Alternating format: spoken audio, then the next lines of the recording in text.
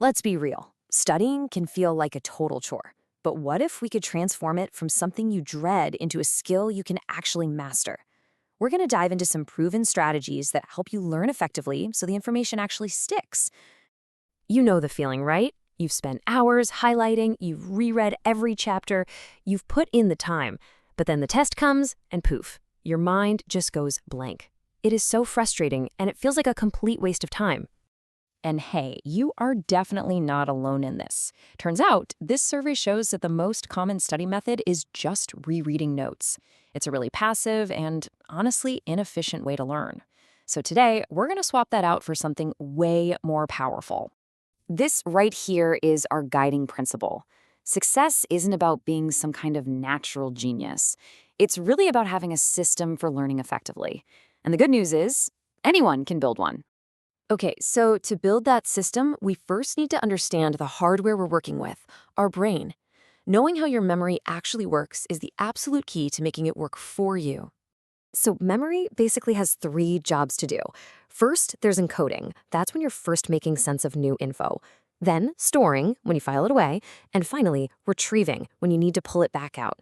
If any one of those steps breaks down, you forget. Simple as that. But here's the catch. Way back in 1956, a psychologist named George Miller discovered something huge. Our short-term memory is, well, it's tiny. It can only hold about 7 pieces of information at once, give or take 2. That's a massive bottleneck for learning. So how do we get around this built-in limitation? Well, with a nifty little brain hack called chunking. It's all about taking those small individual bits of information and grouping them together into bigger, more meaningful units. And just to be crystal clear, we are not talking about this kind of chunking. Although, hey, a good study snack never really hurt anybody, right? It's just a funny way to help the real idea stick. You actually do this all the time without even thinking about it. A 10-digit phone number is just way too much for your short-term memory to handle as one long string. But 3 smaller chunks? No problem. You've just turned 10 items into 3. That is chunking in action.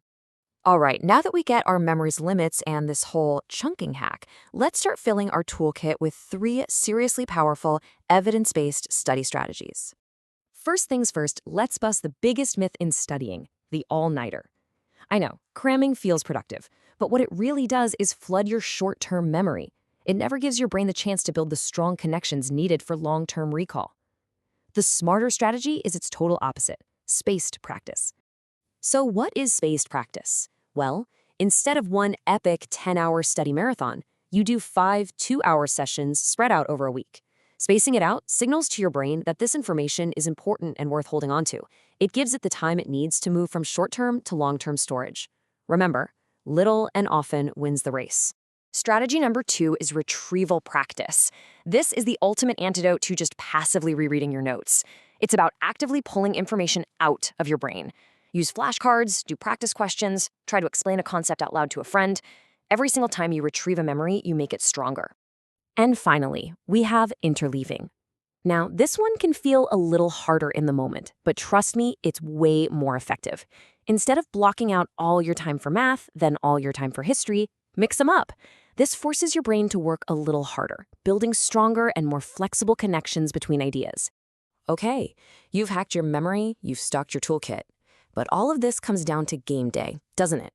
How do you handle the pressure when it really counts? Look at this. Over 40% of people feel a great deal of anxiety before an exam. So if that's you, I just want you to know you're not broken and you're not alone. It's a totally normal response, and the best part is, it's manageable. So here is a simple, incredibly powerful tool you can use right before a test, or even in the middle of one.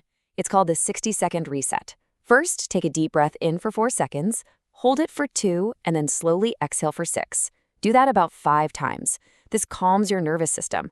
Next, just picture yourself easily answering a simple first question. Finally, use a short mental cue, something like steady and clear.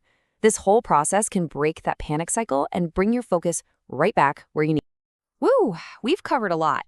Memory hacks, study systems, and even how to handle anxiety. But look, knowledge is only powerful if you actually apply it. So my question to you is, what's the one new strategy you'll try this week?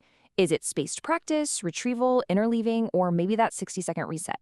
Just pick one, give it a shot, and start studying smarter.